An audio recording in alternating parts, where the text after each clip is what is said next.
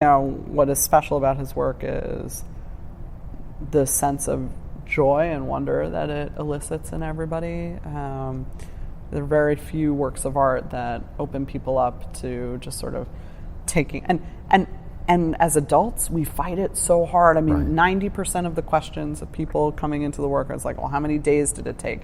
What happens? Like, your brain can't comprehend the beauty and you don't know what to say, and you just like ask these conventional questions that you don't even really need to know the answers to these questions, because you're like incredulous and you're uncomfortable taking a pause and just having an aesthetic. Sure. I mean, it's almost like, well, you mean human hands made that? Like, how? Yeah. Right? Yeah.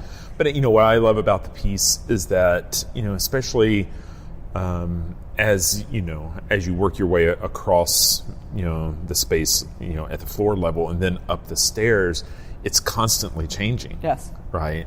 And, like I mentioned to Gabriel, every time I've been here and have, I've always gone back to look at that piece. My family wants to go back and look at it, but I always see people lingering there for. It's not a painting that someone would just kind of go. You get your if we're lucky, it's 10, 15 seconds. Yeah. You probably have data on something being as little as 5 seconds.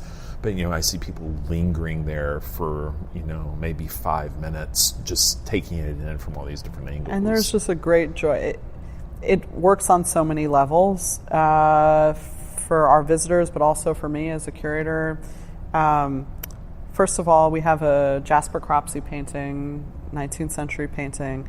And all of a sudden, we have hearts for art. So Valentine's Day, people put hearts in front of the artworks they like the most.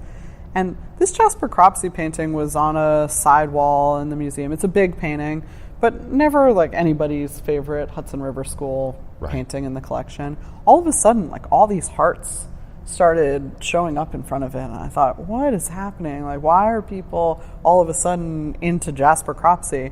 And I realized there's a rainbow in the sky of the Cropsey, and people were coming up the stairs after having been with Gabriel's work, and they were seeing this painting as something really spectacular. So they were forging this connection, having been primed by the wonder of Gabriel's piece. And I thought, well, that's cool. That was an unintended but really fulfilling consequence, to wake up the collection using contemporary art. And I guess it's probably also a reminder for your work in laying out an exhibition in terms of priming a viewer as they enter an exhibition.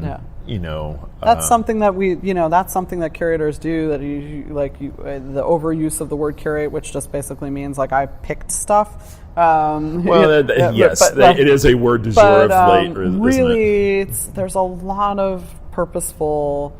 In the case of the Cropsey, I didn't do this on purpose. The visitors made the connection, which is awesome.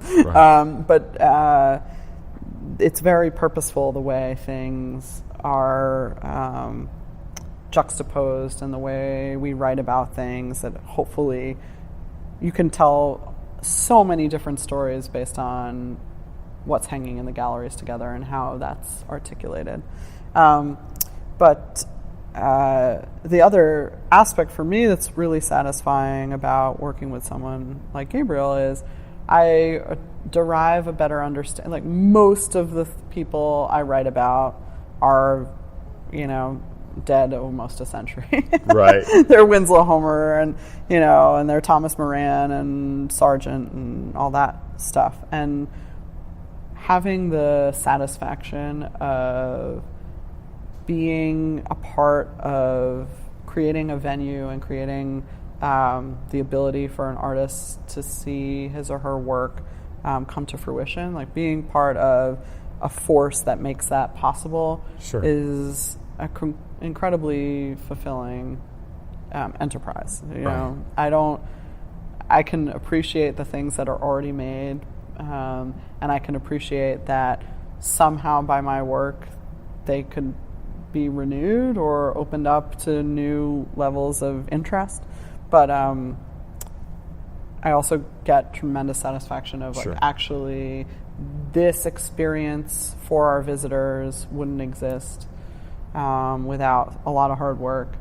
And this ability for Gabriel wouldn't exist without advocacy. So to me, that's pretty cool. Right. It's not really about me. It's about, the side effects of what my, what my work for the museum can achieve. So there is that part of the permanent collection that that is a huge part of your study and a huge part of Amon Carter. But then I feel like you have a vision that's forward-thinking and contemporary, and wanting to keep your eyes and ears open to the possibility of artists, living artists, and how rewarding that is. How do you keep your finger on the pulse of who you should be engaging there? Yeah, I mean, I'm not a curator of contemporary art for a contemporary art museum. So my role is and I actually have had this conversation with a number of living artists. My role is very different from someone at a total institute of contemporary art, where it's about like, let me look at the entirety of what's going on in the contemporary art world and winnow it down to what makes sense for my institution. My engagement with contemporary art has been and will continue to be as part of a conversation across time with historical works. So I don't see myself working in a purely contemporary art milieu. My engagement with contemporary art is like, what is the contemporary art that speaks to the past, or that can be opened up by direct juxtaposition with the past? So I'm generally working with artists whose work resonates with history very strongly and deeply. And so we've announced the Mark Dion project. Mark Dion is one of the great living artists. What appeals to me about Mark's work is it encourages connection to the past. It's deeply based in the occurrences of the past, but it causes us to examine our own time and place with the same kind of scrutiny that we apply to the past. So I was talking to somebody the other day, and Mark has been collecting matchbooks in his travels. And we talked a little bit about it. He and I talked a little bit about it, and he's like, I think about this, and 30 years from now, will anybody have any use for a matchbook? Because nobody smokes anymore. Well, very few people smoke. And it's like this relic. And so it caused me to think differently about matchbooks. And then he collected a bud off of a plant outside the Marriott where he was staying, and put it in a jar and like celebrated it as a specimen. And that's pretty funny. I've always considered Mark's work as to be full of humor. But I will tell you that, and it's from like an ornamental plant that you see all around Fort Worth. I will tell you, every time I walk my dog, which is a couple of times a day, I now cannot pass by those plants without looking at them more closely. And I think that's what Gabriel's work did for that Cropsey painting. That's what Mark's work will do for our collection, and also for the place we live. And so I'm really interested in contemporary art in connection with history. And so I'm not necessarily going to like Miami Basel and seeing the art scene. My attention in various ways is drawn to artists whose work is deeply rooted in history. And is capable of having a dialogue with what's already upstairs. And there are very few curators in this area who are attuned to what's going on in this art market. And once you start working with one artist who's working here, they all come. And so I actually feel really privileged that they trust me, and they come to me, and we can have a conversation about, we're never going to, we're always going to show the work of artists whose work stands the test of time, who we feel has art that stands the test of time, that is of the caliber of the rest of what we're showing in the museum. So it's not just, it's not just because you're local, we're going to give you an exhibition, but if you are local and you have something to say that resonates with, then that's great. So I will go to events in, go to galleries in Dallas and events in Dallas, and people are incredulous that, I'm there on my off time coming to see their shows. And I'm like, of course I am, because this is my community now. Right. So that's pretty great. Yeah, I have reached out to Dorna Doherty, and she's interested in being on a future episode, and I know she had been in this.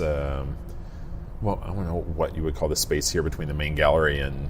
We call it the sloping gallery. Okay, right, the ramp, but just really interesting work. Yes, right. And Dorna is awesome, and she's been so helpful to us in introducing me to other members of the artist community in North Texas, and participating in the Mark Dion project and going with him to Galveston, and there are just great things going on there at UNT. That's a great art department, and they're very vibrant, and it's there's everything you could want from an artistic community going on all around us. So I just feel no deprivation. Right. Wonderful. This is a magic mile here. Yes. And how do you coexist? Is it, because your charge is not necessarily contemporary. Right. But, it's American and contemporary that fits with what's already here. I mean, there's obviously some historical American art at the Kimball. There's contemporary American art at the Modern, but I mean, I assume that it's everybody kind of knows their place or has an idea of what their mission statement is. Sure. Right. I mean, I think my mandate is at the Amon Carter is to tell as fulsome and comprehensive a story of American art as is humanly possible. And so that, we are still building from 1961. We're not a museum that has been around since the dawn of time. And so we're still figuring out how that finds expression. We could use more works of art from the 19th century by women. We could. There are many ways to grow the collection. I think for many generations there were not very many portraits in the collection. Well, portraiture is an important part of the history of American art. So that is the way I do my work, and of course, there could be a Mark Dion project at the Modern. It would be a very different Mark Dion project than one that is firmly based on 100 works from our collection. Right. So that I don't see a conflict. I see we are, again, within an ecosystem. And part of that comes from having lived for so long in Williamstown, where you have the Clark Art Institute, the Williams College Museum of Art, and Mass MoCA. And there were times when there would be some aspect of Solowitz's career at all three museums, and it was just an enhancement to the story that we can tell. So there's going to be some natural overlap, but it's not. It doesn't preclude someone from getting a full experience from going from museum to museum to museum. And so they're not going to be like, well, that was redundant. Right. There was an Ed Ruscha at all three. Right. That's fine. It's a rich experience, and the way we go about what we do is at all three institutions is just a different perspective. Sure. Yeah. Well, Maggie, I really appreciate your fun. time.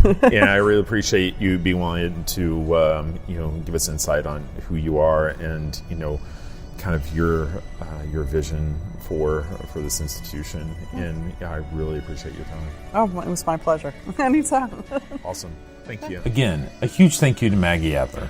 If If you want to learn more about the Amon Carter Museum of American Art, check out their website